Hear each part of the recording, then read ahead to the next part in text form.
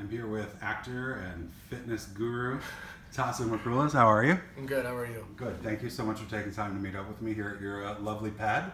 Thanks for nice having view. me. Thank you.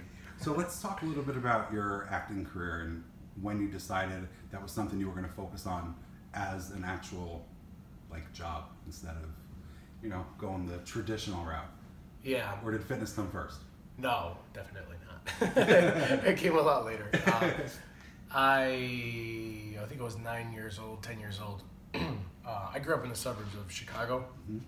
I came from a Greek family, so grew up in a Greek bubble and kind of very loud. Lots of siblings and cousins and just kind of all the time, which is great. Attention, right? Yeah. And being the youngest of four, I was always striving to be center of attention and look at me and stuff like that. So I always had a knack for kind of putting on a show or, being just as loud as the family and just kind of playing into it. But sometimes I always just wanted to escape, try to be anything but myself just because I knew what was expected and what was there in front of me. What the rest of your life's supposed to look like, because a family's so close-knit. Mm-hmm. So all the generations are tied together, so you kind of know what that is. So I just started watching movies and TV shows, and I fell in love with it. And I started acting, as I said, 9-10 years old. Started doing commercials here and there, little things from local theater stuff. Just kind of my parents didn't really take it too seriously. They're just oh yeah, okay, he wants to go for it. School plays, stuff like that. Kind of stuff. Yeah. That kind of stuff. And I just, as I nurtured it, it just grew, and I loved it more and more. Mm-hmm. And then as an early teenager, I started taking classes downtown in Chicago at an acting studio over there called Act One Studios. It was a long time ago. And started getting into film and television, still doing theater, musical theater in high school, junior high school. And then I booked my first short film at 18 years old in Greece, actually. Because when I turned 18, I graduated from high school and I moved to Greece. And I went to college out there. By yourself, obviously. Yeah, I had cousins out there, aunts and uncles and stuff. Yeah. And there was an American college out there, and it was just a way for me to kind of explore the world a little bit. And absolutely. what better way than to go to Greece, right? And you had a kind of interesting experience in Greece, did you not? Oh, I had a blast. Yeah, I definitely had an interesting experience in Greece. Did you do some kind of boy band type thing? Some singing competition? How have you done your research? Yes, I was in a boy band for about 9 months. What was that like? That was, I had a blast. I had so much fun. Yeah. It was a lot of fun. It was so I graduated in 2004. So this was mid-2000s, so I'm talking NSYNC, Backstreet Boys were still pretty relevant and excited. Absolutely. And I idolized Justin Timberlake as a singer and performer. Yeah. I was just oh yeah, he's so cool. So the boy band we started, there was 3 of us who were called Wanted. And we would do songs in Greek and in English, and we had an album, and everything was good to go. And we used to do shows.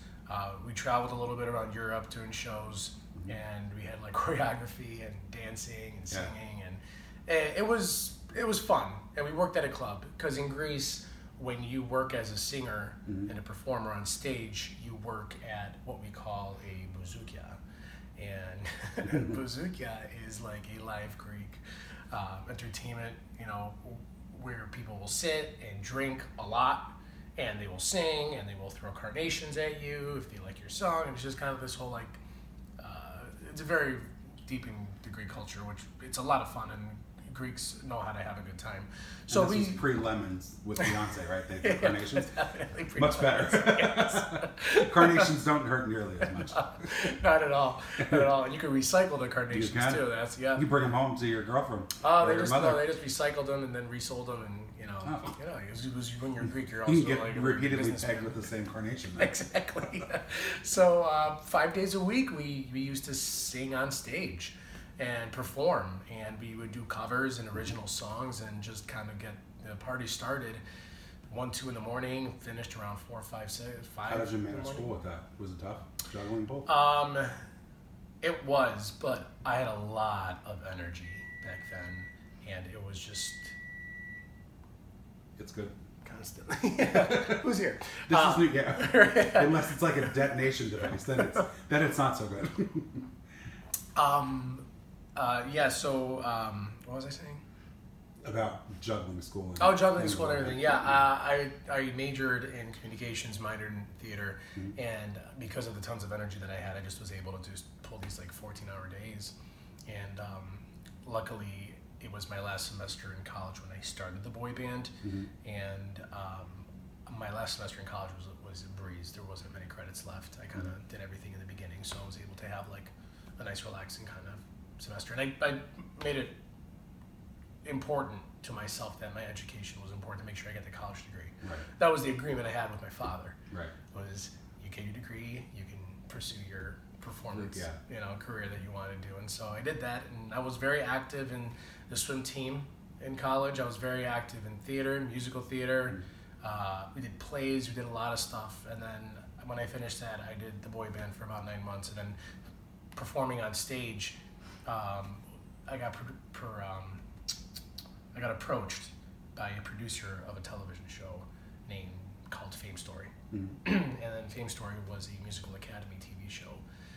It was like a reality show, kind of like Big Brother meets American Idol. We were all living in a house together, and it was a musical academy Monday through Saturday where we would have teachers and coaching and choreography and fitness classes and singing lessons. And then every Sunday we would sing in front of a live studio audience and around the world on Greek television.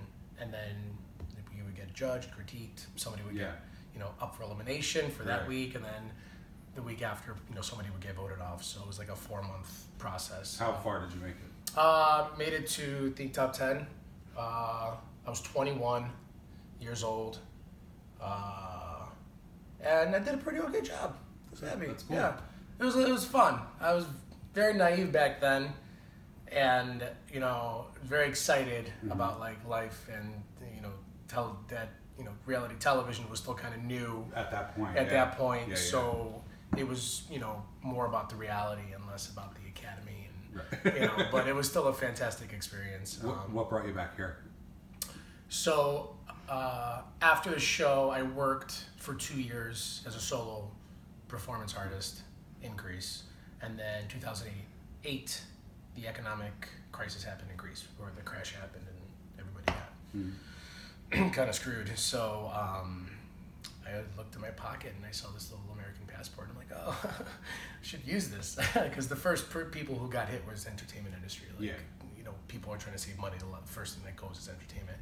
So I was 25 years old. I wanted to just, if I'm not going to do it, and take a chance and go to America and just kind of like go and dream big and go big. So I came to New York in 2008, November, try to sing at little bars here and there. Had some like original songs, had a guitarist. We used to do like little live shows and stuff like that, but just it's New York City. Like you can do that. Yeah, well, it's a tough city to try and break. Make it in. And I started like thinking about what I really wanted to do. I was close to being 30. I was trying to figure out, I'm singing now, but I've always wanted to act. That's been my passion. That's been my dream since I was little. And the only reason I went towards the singing thing was because it kind of fell in my lap. And that was the only way in Greece to actually make sort of a living, to make some money. So I was able to do my entertainment, feed my soul that way as a singer, make some money. But as an actor in Greece, just it's very, very, very, very few and far between to like actually make a living as an actor over there. So I came here, did the singing thing for like a year or two, and then I was like, you know what, I'm just gonna really focus on acting full time. So just started doing shows, regional, went to Florida, went to Virginia, did a tour, kind of just experiencing life, doing a lot of theater, short films after short film after short film after student film, here and there, classes, acting classes, 12 to 14-hour days. I was really determined. Survival job after survival job, apartment after apartment after apartment, sublet, sleeping on couches, sleeping on the floor, leaving, going back to Chicago, see family for a month or two, come back, try again, fall on my face, keep doing it. So I was working consistently, and then it just came to a point where it was like, do you want to just be doing independent features, independent short films for the rest of your life, like Right. all the time, like, and show business is business. Right. It's there's a factor. Yeah. It's definitely gets Absolutely. political at some point, and casting directors, talent takes you so far, but then it's like, how many co-star roles do you have, how many guest star roles, and you got to like start hitting those numbers, and then you get to hit those numbers, and you start trying to get the recurring roles and all the pieces of the puzzle that go into play. Right place, right time, luck, talent, who networking, just trying to hit every aspect to get you to that next level. And I've done some really awesome projects that I'm really proud of and to be a part of, and kind of just still doing it in the grind. And I've kind of taken more on a producing role lately, and it's a lot of fun. It's definitely satisfying, and I'm still acting in them. And that's kind of like where I'm at right now, but that's like how I just went back to the acting thing. I mean, I love musical theater. Right. I love all doing it. I would not say no to a fantastic contract, but Since the majority of my interviews are with New York actors, since we're all in New York, the seminal acting jobs are Law and Order and a horror film. yeah, And have you done both? You've done Law and Order, right? I done Law and Order. Yeah. I did Law and Order. You didn't do a horror film? You haven't made it yet, then. A horror film? Yeah. Yeah, I've done a couple Oh, have actually. you? Yeah.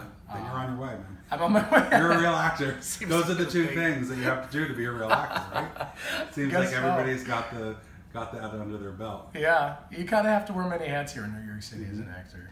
It's never going to be like that whole 80s, 90s era that we grew up with. It's just not how it's done anymore. The whole world is The a different place now.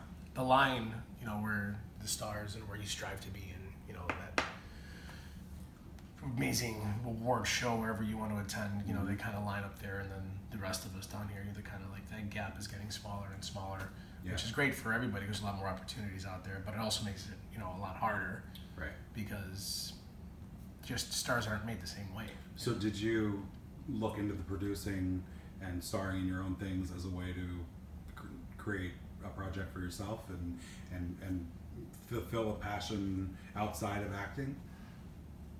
Or was there a different reason for that? Well, I have my college degree. I have my BA in producing. That's what okay. I focused on. And I got approached by my friend Dennis, and we shot a movie called The Weekend together, and he was like, do you want to like help promote me, like help produce this with me? And I said, hey, I'm still kind of new to producing. I just know it like on textbook and stuff like that, but like let's give it a shot. And it was honestly one of the most fun experiences, helping with casting, finding a sound guy. It, of course, definitely stressful, and I wouldn't recommend producing and acting in the same movie like often if you can like really separate those two, because they really require different Full commitments of time. Exactly, Each, and it's just, each job is a full commitment. and it's hard to be on set as a producer and take your hat off and be an actor, and it's just like one is going to suffer, the other is going to suffer, and I find myself that it's best that I just focus on one thing. But because it was an indie project, it was a short film, it was something that we can do together. We wrote together. He wrote the script, but he allowed such amazing opportunity to improv with my co-star Danielle, and it just became like this magical little project. And he gave us writing credits, even though we didn't initially write the whole thing, but because he used so much of the improv work that he did, he felt compelled to give us writing credits. So that was like, I was like, okay, that's great. And then he gave us producing credits, and we all just kind of did it together. And nowadays you kind of have to produce your own shit. Yeah. It's like it kind of goes like that. It's like being an actor sometimes isn't just enough, because there is no right way to do things. There's things that you should be doing anyways, and producing your own stuff allows you to even have like a better chance, of making it or getting a project off the ground or having a successful experience, whatever you want to call it, But there's new ways to raise money with like Indiegogo and that kind of thing, and platforms like YouTube and a whole bunch of other ones. And you mentioned that you do have a film that's done really well on YouTube. Talk a little bit about that. Oh, Prego. Yeah, so I worked with Usher Morgan, Katie Vincent, and Lewis, our DP. It was a one-day project, 18 hours, shot it at one location, and it was fun. It was a quirky film. We have over 1.5 million hits on YouTube.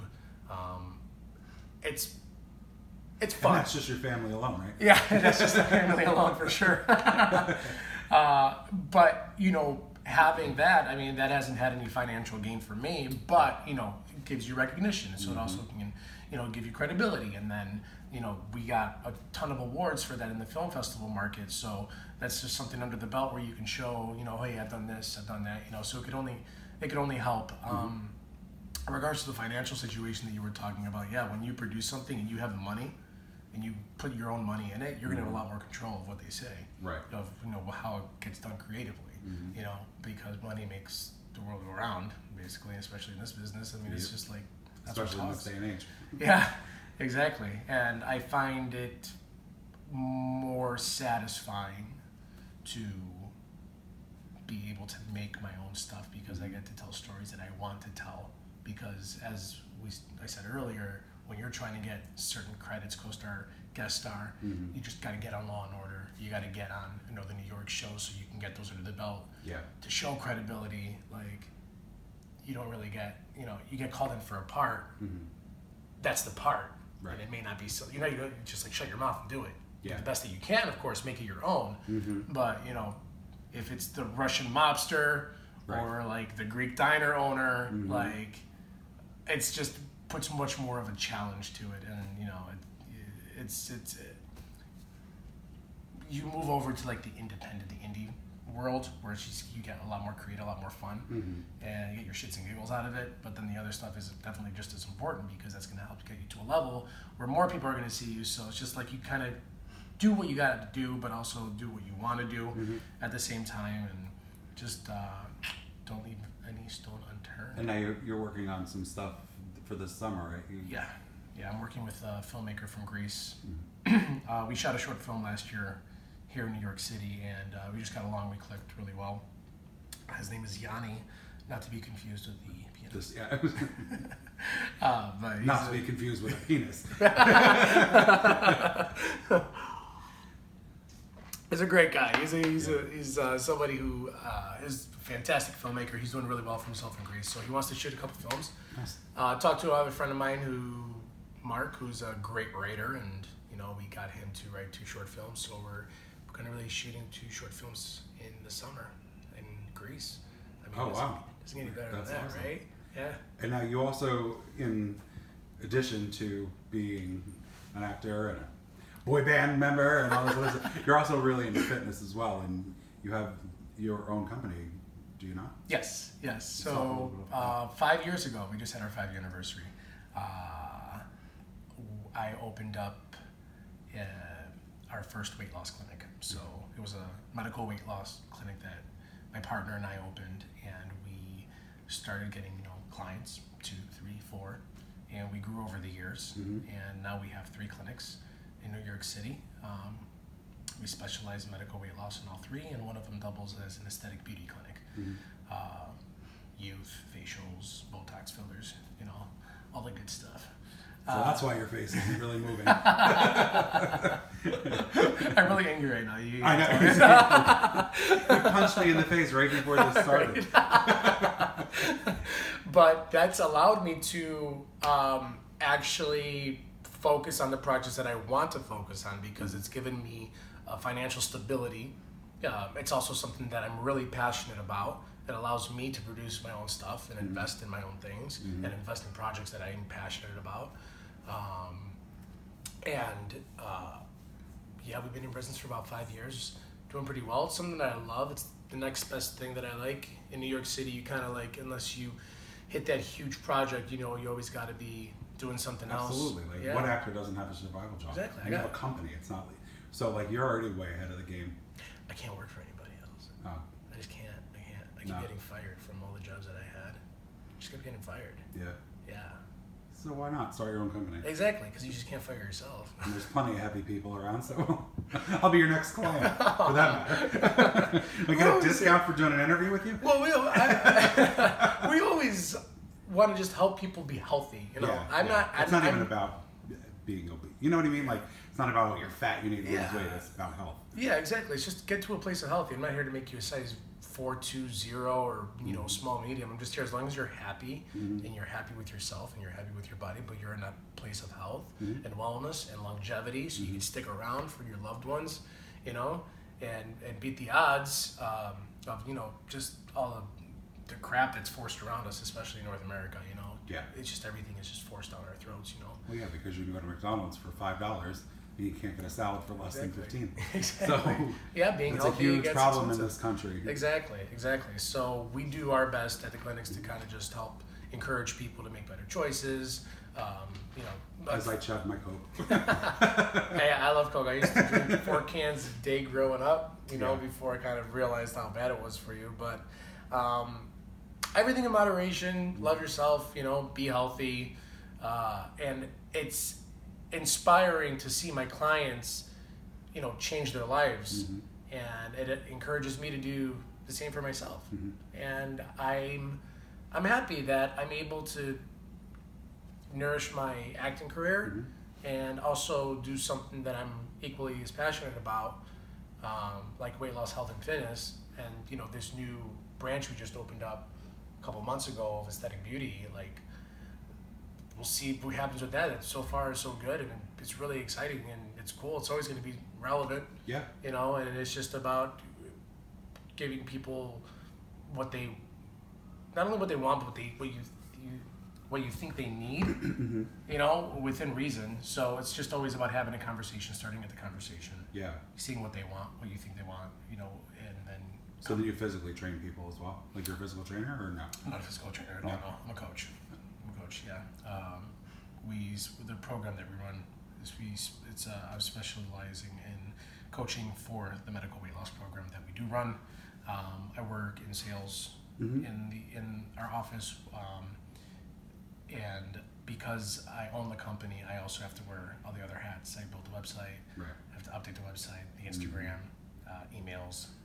It's such a game. Even for any business now, there's so many things that you have to do to stay not only relevant but to bring in more business. Yeah. It's even as an actor, there's some, like, you have to have your own website, you have to have your Instagram where you can get followers and put your projects out. It's like, it's become exhausting just to be a human being. Actually, in any sector. New York City. Yeah. It's kill or be killed, really. Yeah. The amount of shit that you have to deal with on a daily basis, because you have to be able to sift through the bullshit, and the stuff that doesn't matter, and just get it off your shoulder, and then focus your energy on what's going to be the best for myself, what's the best for my clients, right. What's the best productive way of my time when you have a million tasks to do. You got to do it, right? Because you're you own the freaking company, so nobody's going to hold you accountable if you don't hold yourself accountable. Right. And then at the same time, you have the acting of your passions, things that you really want to be doing. You've been dreaming since you were 9 years old, but it's like either, audition, bust your ass, and then work at the restaurant in your 30s and your 40s, and you never know what's going to happen. And then, or start your own company, and you help people and help people. Yeah. I think you made the right choice. Yeah, it wasn't easy. I mean, we work hard. I'm getting gray already. I wasn't this gray a couple of years ago. Your boy band days are over. My boy band, exactly. Although you are friends with boy band members, so you might be able to slide in that is true. if you take a crowbar to one of them. Right? I won't tell you which one, but I have a few that I don't like. No, I'm teasing. They're all great guys. But the Backstreet Boys, I mean, come on, they're the Man Street Boys now. They need to. It's time to. I'm all for it. I love it. It's very nostalgic. It's nostalgic, but at the same, the choreography, that is gone. Just stand there and sing at this point. It's a little embarrassing. On the Backstreet Instinct, Justin Timberlake is like a god to me, but he can still move though. Yeah, he definitely can. Yeah, I'm a huge nerd. I love all Yeah. that stuff from the 90s. So they could be like in wheelchairs and they'll still be like, yeah, I love you guys. And you'll be right along with them. Yeah, pretty much. Taso, thank you so much. It was a real pleasure interviewing you. Pleasure was mine. Thank you so much. Let's hook back up Would in the love summer that. after your films are a little bit more progressed, and we will talk about those in detail. Totally. Sound Love good? that. Yes. All right. Thanks you. so much.